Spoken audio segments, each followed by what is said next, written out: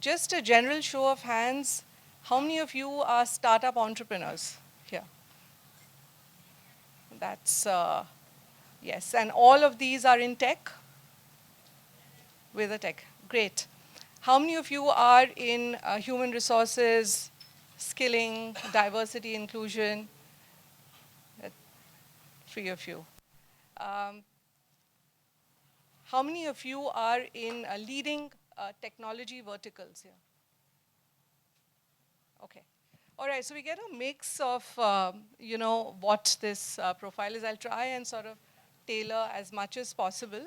The focus really being how can we get India talent ready? How can we get our organizations AI ready? Now, that's of course a big task given that nobody really understands AI as much. We just know that it's there and it's changing every day. But we'll move on to just talking a little bit about Anudip. So we are a not-for-profit. We're 18 years old, and we've trained over 500,000 people. What we've done is we've created these transformation. We work with people who come from family incomes of less than 15,000 a month, and we've been able to put them on tracks in technology careers, get them started. So these are people who've completed Standard 12. Some of them have graduated. There are also a cohort that are engineering students. We are present across 22 states now. We are very focused on women. So 53% of our beneficiaries are women. And even though these are considered atypical careers in several of their communities, we have about 400 corporate partnerships who work with us to sponsor our programs and also hire from us. So that's how it is, and 70% of our students get placed.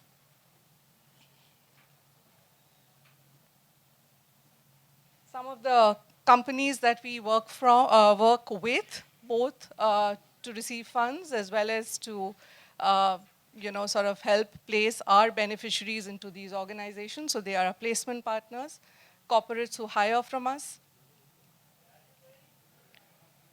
A lot of recognition. So we've been mentioned in an IFC report on digital skilling. We've been showcased as a case study. We've been featured in the Harvard Business Review, in a report that was sort of created by PayPal that was released at the World Economic Forum very recently. At the G20 summit, we were mentioned in a publication called Micro Matters for the work we do. It's been very inspiring, but I think the sector in terms of skilling is also extremely challenging given the barriers of education that a lot of people have in India. We work across 3 countries, with India being the largest base, of course. So last year, we launched our AI Academy. And our AI Academy is, if you look at the triangle, there are 3 buckets that we have. At the base of the pyramid is what we believe everyone should have, which is being AI literate. And we consider this akin to the digital literacy divide that was there 20 years back. 20 years back, if you remember, people did not know. There was more than half the country, 80% of the country did not know what a computer was like, what digital skills were. It's been a journey, and we've really surmounted that, as a country, in a very, very big way.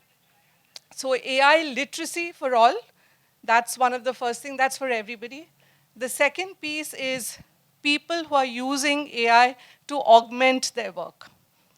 There's a lot of talk about job displacement. There's a lot of talk about new job roles being created, old ones being dissipated. So how do we ensure that people continue to be relevant in the job market? And how do we help them build the right skills that are necessary to use AI in their work productively? And at the top of the pyramid, of course, are the brains, right? The people who, the data scientists and the people who build the AI models and the systems. So that's what this goal is. It's very aligned to the India AI mission's goals as well. We work very closely with the India AI mission for the literacy and for the inclusion part of the mandate that the government has. The other point that I would like to mention is that currently we are acting as the India strategy partner for AVPN, which is Asia Ventures Philanthropy Network. And it's a fund which has been contributed by Google and Asian Development Bank to build a skilling ecosystem for AI in India. And we are the India leads along with another organization where we're training other not-for-profits to build capacity so that we can expand this work, expand the literacy amongst educators, and build a thriving ecosystem of skilling.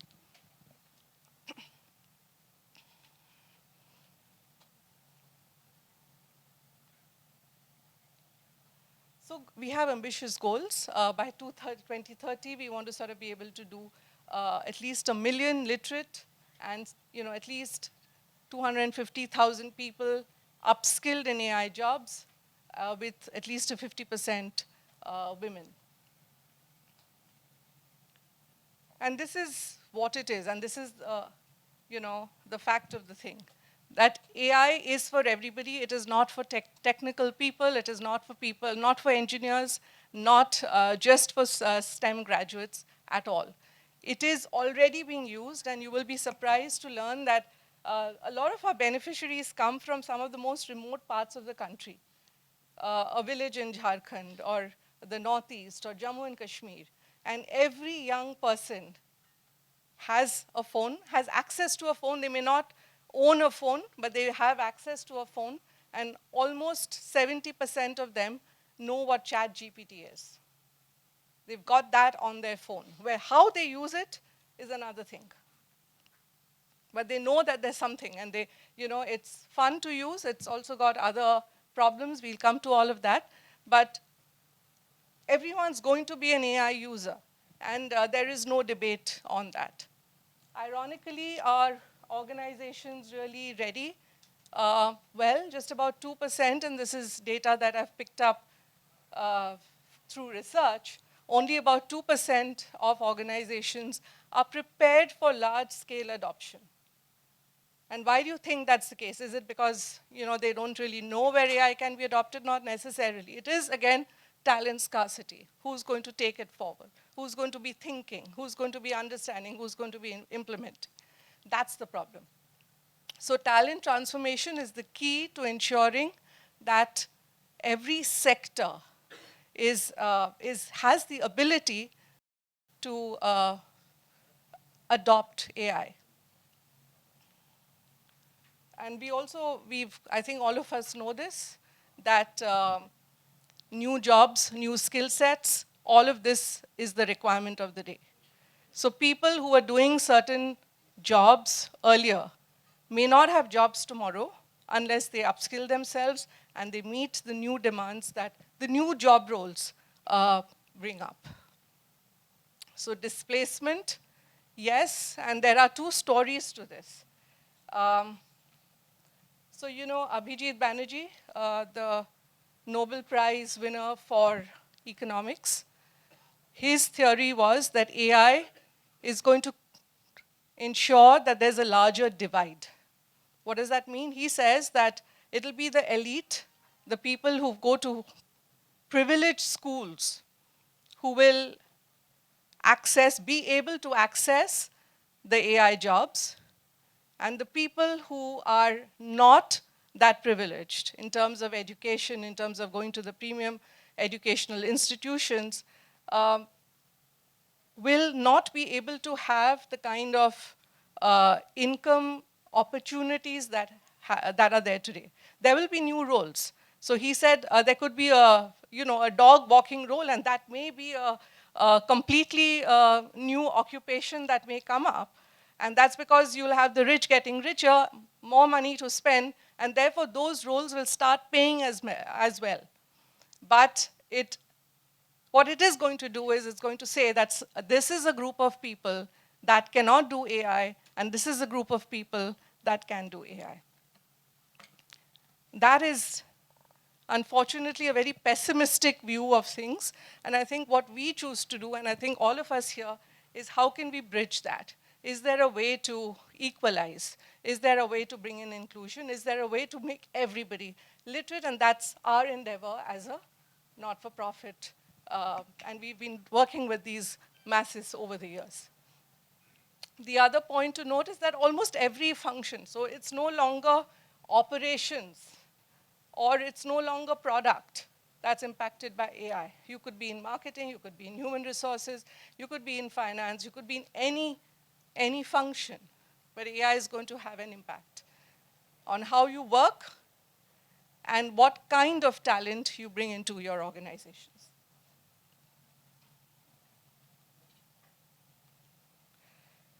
So what's being done today, and as I said, AI, and I'm not a technical person, right? I come from an education background. I know how to build skills, perhaps, how to help people learn. That's what I know. Um, but what's being done is most companies, and these are reports that are available in the public domain, organizations are looking at functions that can be sort of AI-enabled first.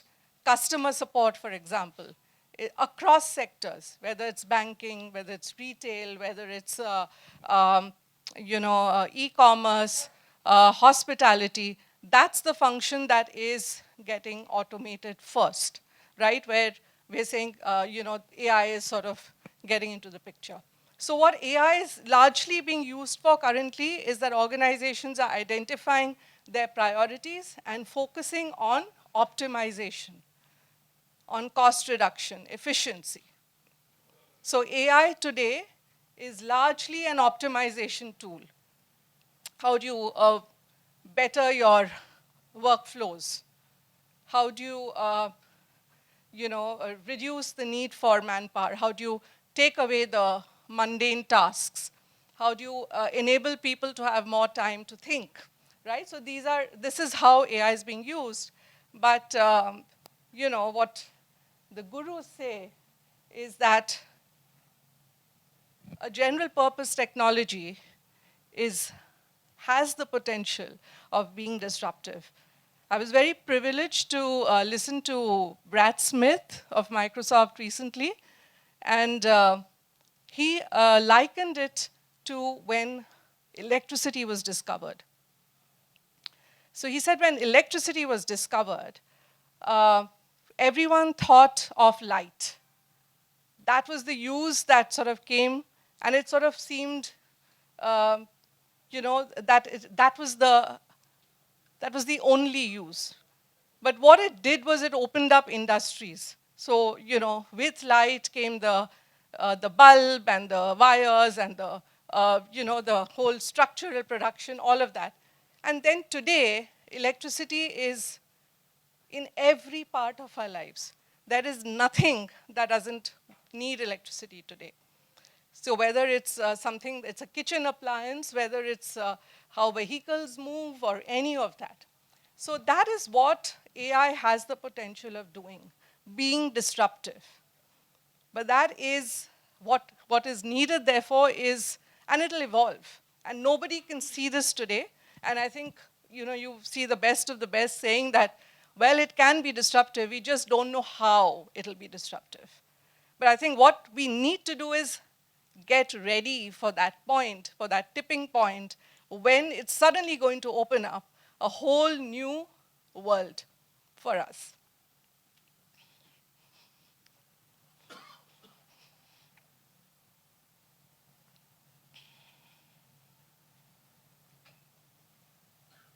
So these are examples, and again, given the mix, I'm sure all of you know this. Coding, for example. I know that 3 years back, and I'm saying this from my own experience, in, say, 2023, a lot of our students were getting into companies like TCS, Wipro, Infosys, and the large IT services companies, because the campus hiring combined campus hiring by just these 5 companies was 350,000 freshers. In 2025, that's 15,000. And of course, there's an economic slowdown, but it's also the fact that companies are now using AI to do the work of what a fresher engineer would do 2 years back, right? So clearly, those are, and there's a whole lot of benefit that accrues. There are organizations that are absolutely mandating that code be written. In fact, I was at Cisco the other day. They said 80% of the code has to be written. It's a mandate. It's a KRA for people to use AI as a tool to generate code. Heinz, it's about brand ubiquity.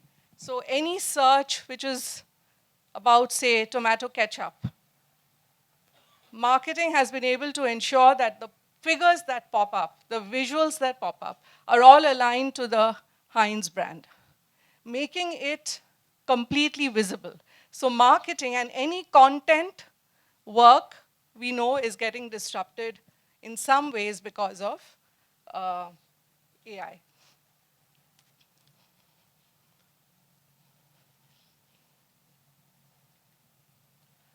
So I think if we have to sort of go back to saying what can we do to have any unit that is AI talent ready. The literates as the base of the pyramid that we spoke about earlier is all about having your 21st century skills. And this is based on conversations with several business leaders, human resources executives, and all of them say we need people who can adapt, we need people who are flexible, we need people who can learn by themselves, so learning agility, we need people who can problem solve, we need people who can think critically. That's it. If we have this, then we can do the rest of the training. That's what organizations are saying.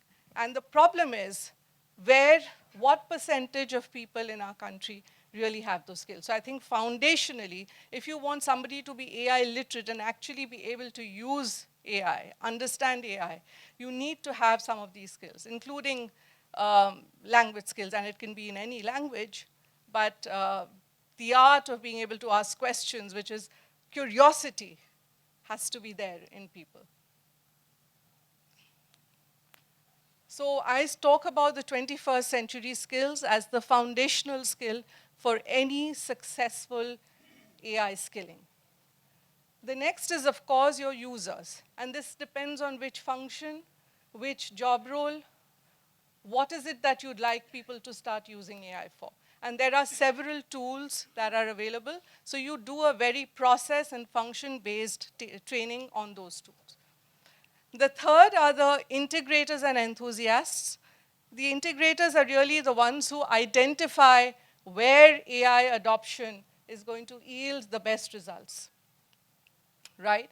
And the champions or the enthusiasts are the ones who will say, oh, today there's this new tool that's in the market that can actually do this work 3 times better than the current tool. So understanding the AI landscape and the rapidly evolving landscape is the job of the enthusiasts, and the integrators are the ones who understand business processes, they're the domain people, and they will be able to use that technology to sort of help with creating a better, simpler workflow. And the fourth, of course, are the top, and I'm going to just park that because that's a smaller piece, and that's really for, at this point in time, we're looking at the best of educational institutions to provide us with those talents. At the end of the day, whatever we choose to do, an organizational shift can happen only if there is a very strong change management process, because it's all a cultural change in the organization that one has to drive in order to actually make your organization or a country or a state or an educational institution AI ready.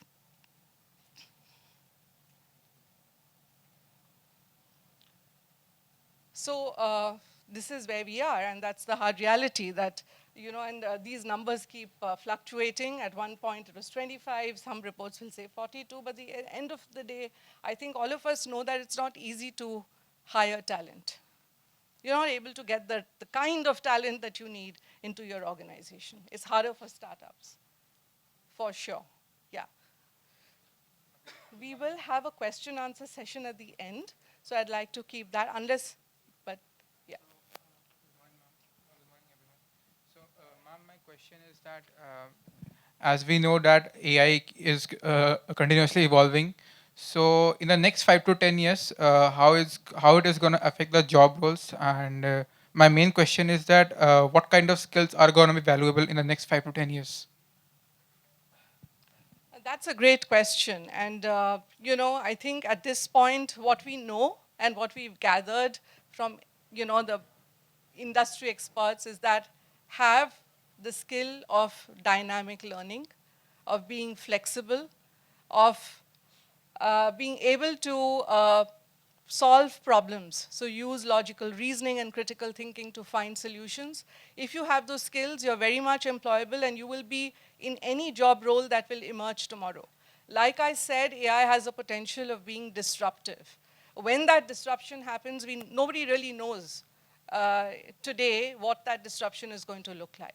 But getting ready is about these foundational skills, and that is what we should be focusing on in terms of in building our workforce and in order to sort of access any jobs of the future.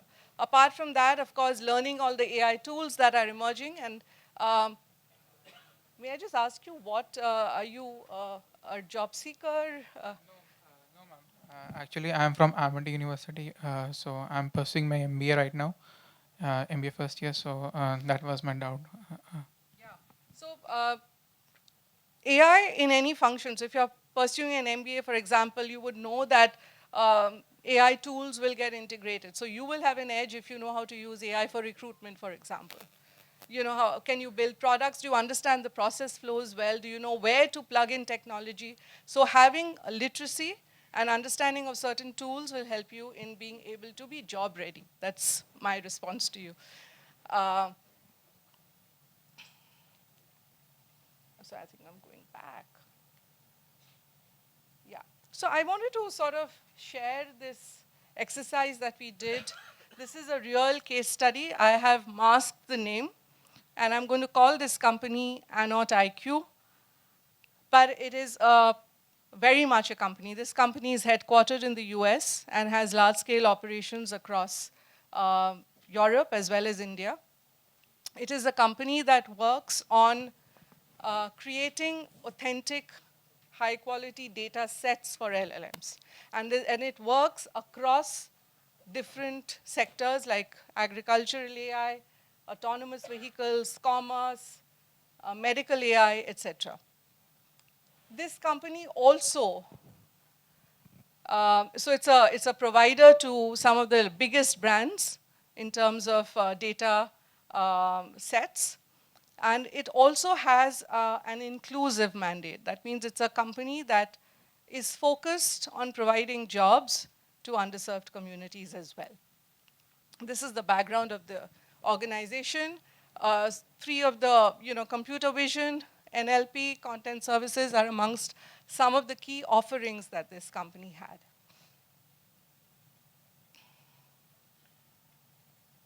It's a vendor to several Fortune 500 companies. So one of the things that happened, and this company is about 10, 11 years old, and they realized that a large chunk of their data, of their workforce, about 600 people, were lacking the skills that were needed to do the jobs today, right? And these people were on the brink of getting laid off because they couldn't meet the quality standards, the performance mandates that were required by the clients. Now, because it has inclusion at the top of the mind, and this is a large women workforce, some of them coming from tier 2 towns, etc., they said that, okay, is there a way to retain them? And can we do so by skilling them? And that's the mandate that we had. So they came to us and said, can you do this? You have been training freshers and you've been placing them in jobs. Is there a way that you can sort of help upskill these people? This is a large workforce, and these are frontline workers, but all working on, say, computer vision or data annotation kind of job roles.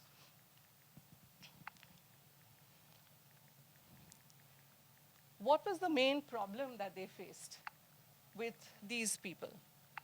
One of the big pieces was that they were being trained, but there were often scenarios which were different from what the training had taught them. So edge cases. And this workforce was not able to identify edge cases. They were not able to, so when they found a situation that was not, that they had not encountered during their training, they also did not, so they went through with a lot of assumptions. They didn't see clarity. So they didn't escalate. So resulting in errors. So there was a communication and confidence problem. There was a problem of skills, of critical thinking, because you're not able to really bucket that situation. And I'll give you a more specific example in a bit. And the lack of technical proficiency. So let's talk about, say, autonomous vehicles. At one point, what they were doing, what this workforce was doing was data labeling. So they saw a scenario of a street. They had to identify which is a lamppost, which is the curb, is this a car, what is it? Okay, so the traffic signal, etc. That they were able to do. But suddenly, if they had a different item on the street, they were not able to do it. Now, between the last 5 years and now, AI has moved significantly, right? So no longer are those the data sets that models need. Models are now saying that, how am I can see a car coming towards me from the left at a speed of 60 kilometers per hour, and I am driving here. Should I be, moving to the left or right? Can I cross the road when this person's coming? So there are very complex three-dimensional problems that were being encountered, or scenarios that were being encountered in their data labeling pieces. And this workforce was just not cut out to handle that complex nature of data sets. So again, what was needed was that they're able to sort of visualize in a three-dimensional way, use intuition. And really, there is no one, none of these skills have very clear-cut, trainable, documented curriculum, right? How do you train on somebody on intuition as to say that train this car to go to the right when there is one car coming at a certain speed? Or when are you going to just, at what point should you be swerving? At what point should you be moving to the left or right? These are very intuitive things. So these are more about your own logical reasoning, intuition, and if you don't know, do you have the ability to say, this is a very different scenario that I've not encountered, can I escalate it to my manager? Client communication was becoming important. So they had to communicate to the client saying that, this is a scenario that we have not. How would you like us to bucket it? That was not a scenario that was not a skill set that this current workforce had. So these were some of the problems here. Apply critical thinking, communicate confidently, become technologically proficient with some of the tools that they were using, like LiDAR, etc. So the way to do this is, there's enough material. So we said, okay, we've got to be able to give them the confidence to ask. That's the first thing. We've got to be able to teach them how to think uh, about situations that may come which are not textbook material. So how do you get them to think? Now, there's no content around this. There's enough. I mean, if, of course, you go to all the competitive exams, they'll give you, okay, these are logical reasoning module questions. These are critical thinking module questions. If you've given the GMAT, you know that, there's data sufficiency, there's this, that. There's all of those questions. But is that relevant to this workforce? No. So the first thing is, of course, understand, and we started with the training needs analysis. By meeting the leaders, doing focus group discussions, we evaluated their logs in terms of what were the complaints that were being generated by the clients. What needed to change? And then we set certain objectives in alignment with the senior most member of the organization. So it is top down.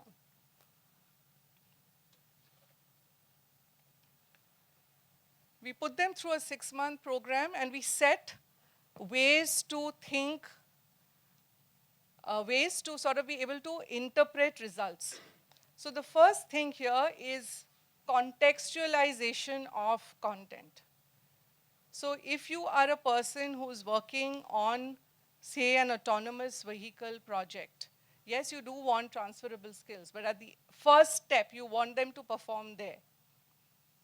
So live cases of what you might encounter and how you would deal with. You develop case studies of that. You develop situations which are very akin to the situations that they face. The communication modules are built around workplace communication. So if you're using Slack, how do you communicate on Slack? So content customization took us 3 months because we did not use off-the-shelf content. We built content from scratch for the people around the project scopes that they were working. I think that was the first thing. Secondly, we said, how are we going to evaluate? And that's where we partnered with the client to say, what, according to you, is a skill set that you that you can assess and you'll say, okay, this is good, I can rehire or retain this person. So we designed and co-designed. So they already had some tools. We looked at some of the scores on those tools and we set a target that this is the target that the clients must have, the workforce must have in order to be retained. Some tools we co-designed and said, okay, this is the baseline. Where do we want to take them on a similar test? And we rebuilt those tools. So assessment strategies have to be built into your training programs when you start.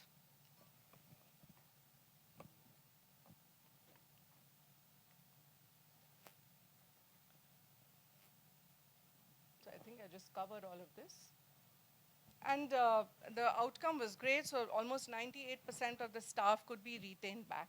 So that the point of the whole purpose, the point of this whole discussion is that 21st century skills is critical.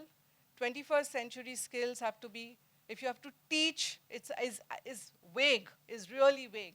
So how do you teach these? These can be taught if you contextualize it to a person's immediate use.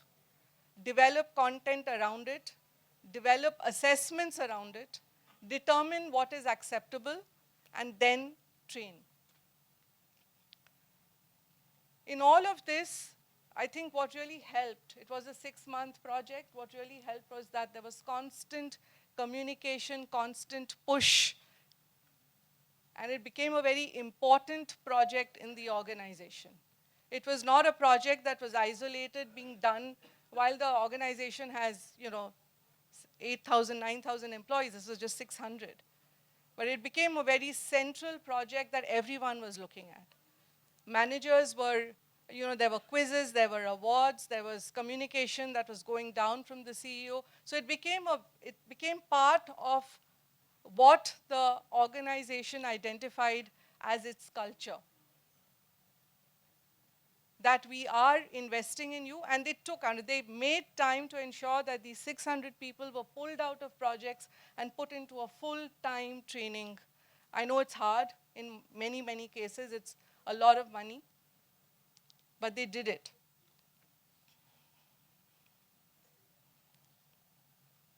Let me wrap this up. So I think that was about the foundational, which is really the users. The second piece is about how do you sort of certify? How do you assess in a more simpler, if you want everyone to be proficient, say, in using Gen AI? There's enough content outside that exists. Large organizations have created their training modules. You can create your own, custom create your own modules. You can embed it, which is what we do with, like we use IBM content, we use Google content, Microsoft content, but we ensure that we're doing a project along with it so that there's some practical usage of the learning, which usually happens on a portal. And then there is an assessment, which is a industry certification. So you will have a Microsoft or a Google certification that students can get at the end of it. In order to sort of really ensure that this is something that everybody in your company knows, I think there are different companies are using different strategies. So for example, it's mandatory now in such, this is all in the public domain. So this is authentic data. So Microsoft uses, AI usage is mandatory. Like I said, Cisco said 80% of coders have to use, coders have to use 80% of their code has to be written by AI. So that's part of the KRA. Citibank has started this program called Asking Smart Questions. It's really about prompting. So how do you build your prompting skills? And that's an important skill to have. So that's being done by Citibank. JP Morgan ensures that AI literacy is part of the onboarding process itself. So you hire and it's embedded in the onboarding induction. PwC is using monthly tournaments, quizzes, etc., to ensure that there's a excitement around AI literacy, right? And several others. So I think workforce adoption, it has to be top down. So in your organizations, ensure that there's vibrancy around AI learning. That's the first thing. In order to make your workforce AI ready, you have to get them to learn, you have to get them to use it in some of your workflows. There's going to be resistance. It's a regular change management process.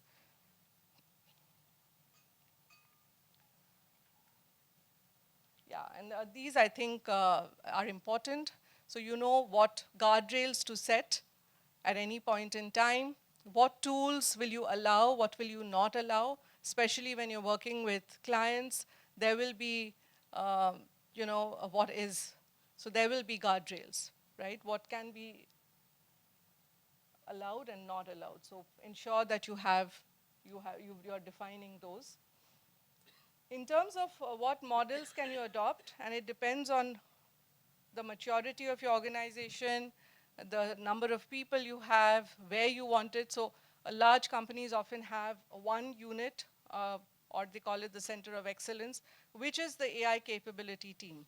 And that's particularly when you have scarce talent, you have only a few people who have the knowledge, so you reside it with uh, a center of excellence. And that's the team that's going into every function or domain, understanding their processes and recommending tools. And in a federated model, which is the next stage, it's where you have one AI champion embedded in every vertical or business unit. So in every function has one person who's going to be running determining how AI gets used, how AI gets adopted in that function. And there is maybe a central team that's just providing the technical expertise in terms of tools, etc. And the last one is, of course, partnership with external organizations. If you don't have AI talent internally, then you look for partnerships. You look for a vendor who's going to be able to do it for you. And you have a small team that is the champions within who will work with the vendors to get the work done. So that's probably the three models in which you can look for to try and get your workflows uh, changed or AI enabled.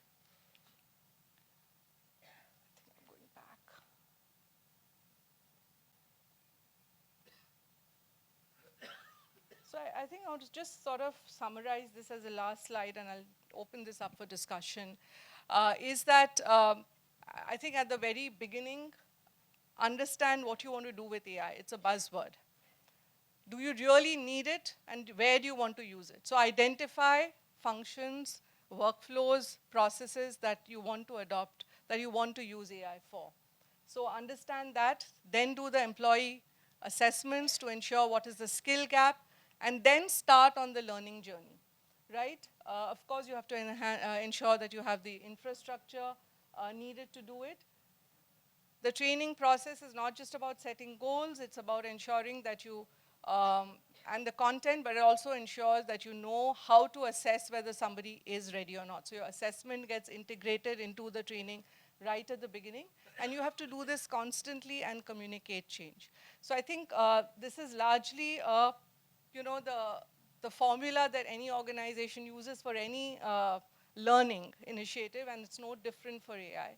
It's just about, I think, being able to pick and identify uh, the functions that you want to prioritize or what.